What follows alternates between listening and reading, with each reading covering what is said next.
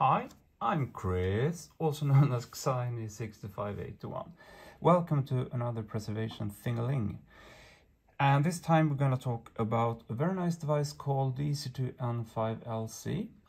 LC stands for low cost, so this is kind of your do-it-yourself device. So you need to have some soldering skill, but it's alright. Oh, and by the way, have you subscribed to this channel yet? And have you, that little thumbs up? Have you crushed it? Have you destroyed it? Have you smacked it? Have you abused it, or just being gentle to it? Anyhow, it helps to support the channel so I can make more content. Anyhow, commercial over. Oh, this video is not sponsored by anyone except myself. Okay, but let's go to town. Okay, so this device, it's meant for you who want to dump on the fly, so to say. And that came out a bit wrong, but you know what I mean. If you want to preserve tapes, these kind of tapes, on the fly, for instance. And to do that, you need, of course, a PSU, and you need your old, fine Datasette. Yeah, trust the old Datasette. And, of course, you need some tapes. Yeah. So, how do we even begin? We begin by coming here, and here you have a nice little options. You have a lot of things to choose from. You can dump from the dataset, you can record from your host, a Commodore 64 in this case, dump half waves, record half waves, and load tab files, PRG, index files, and text files. So this is a very competent machine, I can say, tell you, or well, it's a hardware actually, so yeah. But first things first, let's prepare. Let's insert this tape to your dataset, like so. Rewind the tape, boom. Now we are ready to rock and roll. You press the middle button to dump from your dataset, and it asks you machine type, and I want to have the Commodore 64. Okay, and now you have a dump file name there, and it automatically increased the number, so you don't have to do that. And now you just press play on tape, and this is a good thing. You have alignment line, so you can see that the signal is what it is. In this case, it looks kind of okay. It's not too bad, it's not too bad, not too bad. So we see also the file name here, Turbo Tape 64. And for those who are geeky like me, you can see this is your standard Commodore 64 kernel loader. And I assume that this is just the Turbo Tape program, so we can load the Turbo Tape files, I guess. And what's good now is that you have the counter, and the counter is exact to the counter on your dataset. So that's cool. That's very cool. So you can have like an exact copy of your tape. And this dump format is a very, very convenient format, because you can load it into tab clean, and you can analyze the file, you can repair files, you can extract, you can do a lot of things, and you can clean the data from a very dirty signal to a clean signal. This is an okay signal. And yeah, speaking about signals, we can see it's a Turbo Tape 250 format, and Star Trek was found. That's great. So we can see that if we are getting a bit geeky here, you can see that the signal is, it's okay, there's no problems, but we can fix this in that tab clean I was talking about. So now it goes on, it takes the next file, and here we can see exactly what I was talking about. You can see that there are some issues here, and this is another Turbo 250 tape file, but you can see that there is something going on there. But even though if you can't see it on display what it is, you could import it to tab clean and analyze it, and so on. Anyhow, we are now pretending that the tape is done. It's done. end of the day, finished sampling, success. That's awesome. Then you can go back and you can go like this, and you can see that that's the number 2. That was the DMP file that we put. Now, what's more? What's more in this device? I mean, if we are going back to the menu, we kind of saw that there are some more options to do. Record from host. That's why you have this little connector that you can, indeed, you can connect this to your Commodore 64. And then you can use the tape bus, so to say, the serial bus there, and save to this device. Then you don't need this tape, your dataset, so to say. So it works like a virtual tape as well. And that's exactly, that part is exactly what we are gonna take a look at now. What's so cool about this device as well is that now when you have it hooked up to your Commodore 64, you don't need this. You don't need the power supply. And whatever you do, do not connect the power supply to this unit when it's installed to the Commodore 64. Else you will have some, less fun experience. So what we need is the actual computer, of course, and we need a monitor to see what's going on. I'm gonna try my best now to kind of tilt the camera manually to look at the screen. But if we're turning on the Commodore 64, not only do we have this this nice, let's get that out of the way. Not only do we have this nice screen, but we also have the nice device. And as you can see, it's powered on by itself, so to say, or not by itself, from the Commodore 64, because it runs at 5 volt.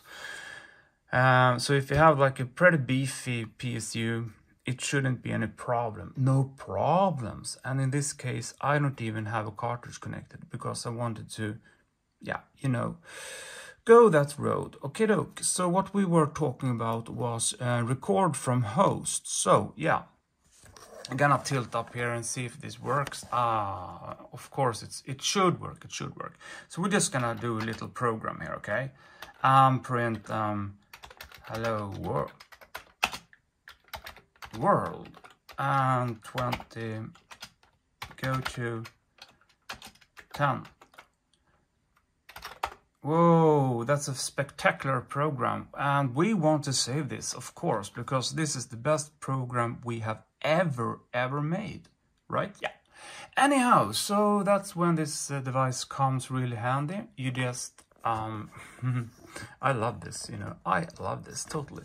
So I know you can't probably see this, and I could do it another way, but you can then record from host. And you just do that by pressing record from host, and it's a Commodore 64 machine. And now it waits for the motor. So you just type save. And now it writes.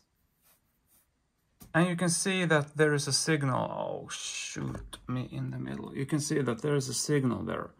It writes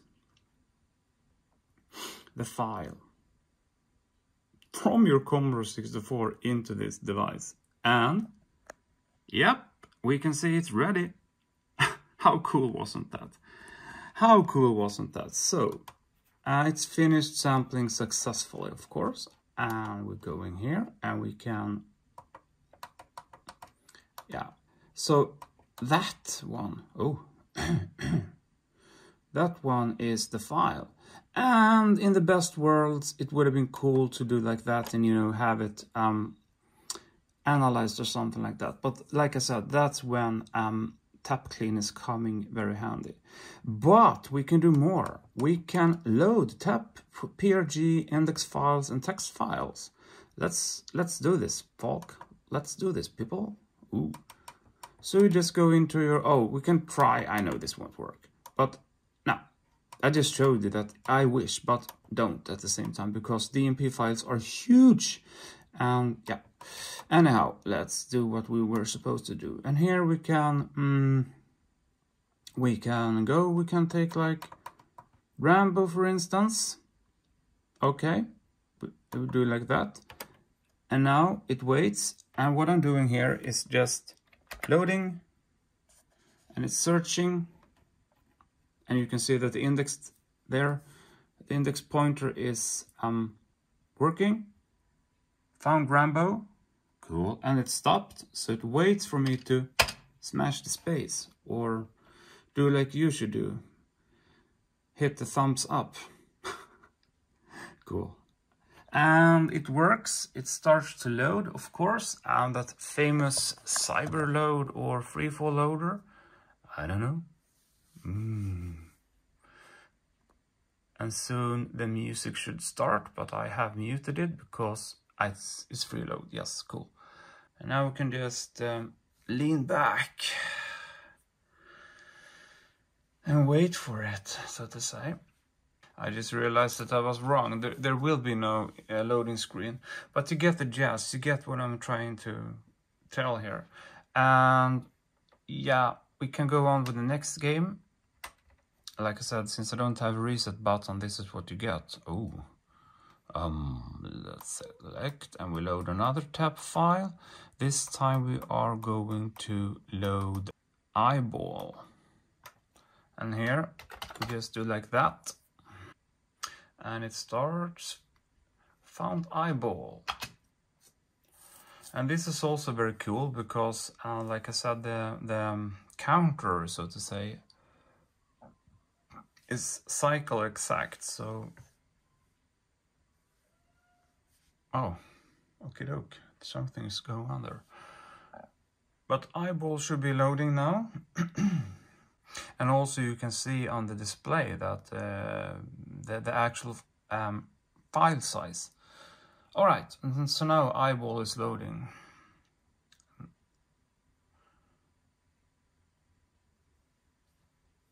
It's loading, it's loading. Oh, I'm having a lot of fun here tonight. Or this morning, actually. It is what it is. But this is so cool. This is next level of doing things. Meanwhile, this is loading, and we can talk a little bit more about the actual device. So, the benefits, the things you like and the things we don't like. Let's start with the good thing.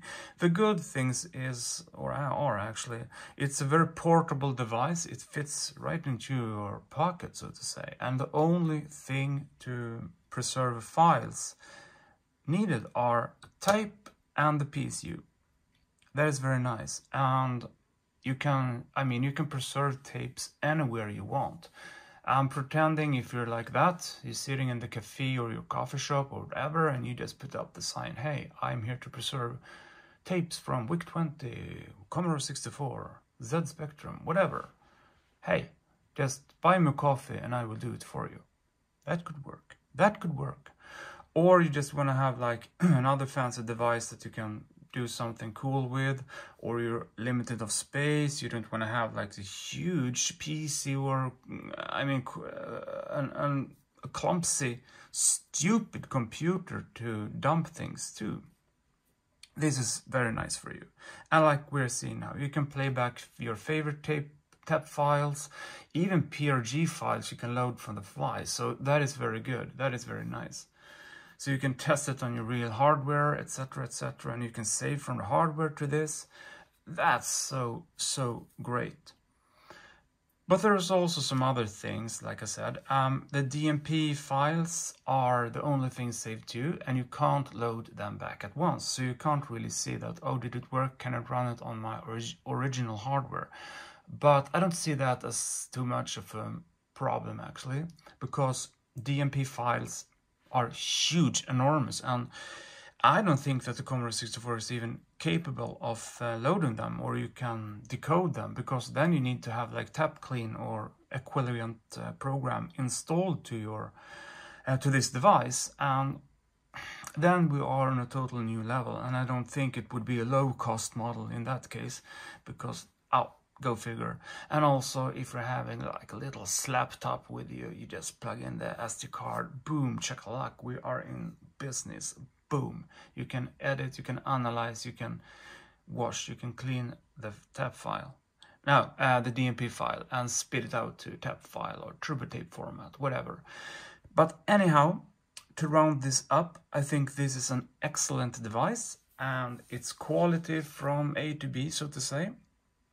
I've been running this for quite a few times now, and I am super happy about it. And also you can get it upgraded with new firmware.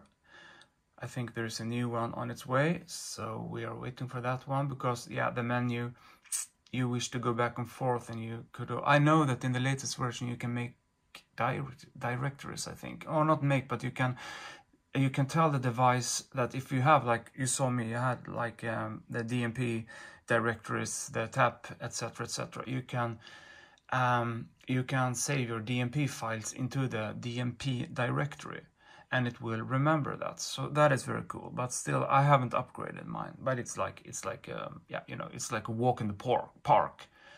Yeah, no problems, no problems. We're just making problems.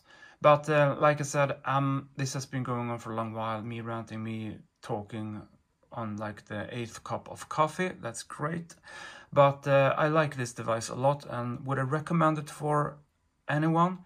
Sure, no problems. Again, you will have a lot of fun with this device, and it won't let you down. Like I said, I've been using this device for a long time, and it's good. But you need to have a few things in mind. You need to be able to build it, and you also kind of need a 3D printed case for it, because else it's a lot of, a naked circuit board, so to say. Connecting it to a tape, working with data, you want to have it isolated. So I have isolated mine pretty well in there. Make sure that the ground connections are there, etc. But that is just me, okay? And also you need to have some soldering skills, because you get like a PCB and all the components, and there are some surface mounted components that you need to put on there. Else is like I said, it's a good robust device, and it hasn't yet let me down. So absolutely. But it's perhaps not for you who just wanna, try something. Oh, I just want to preserve, a few tapes. Then there are other alternatives and options. But like I said, if you want to have control, and you have control, you have like the signal analyze in here, so you see that you can just, go there and align your head if you see that the signal is out of the blue. So that is great. But anyhow, guys, thanks for watching, and have a good one, and make sure you subscribe and smash that like button. 2023, come on, you can do it. All right, but thanks for watching, and see you in the next one. Bye.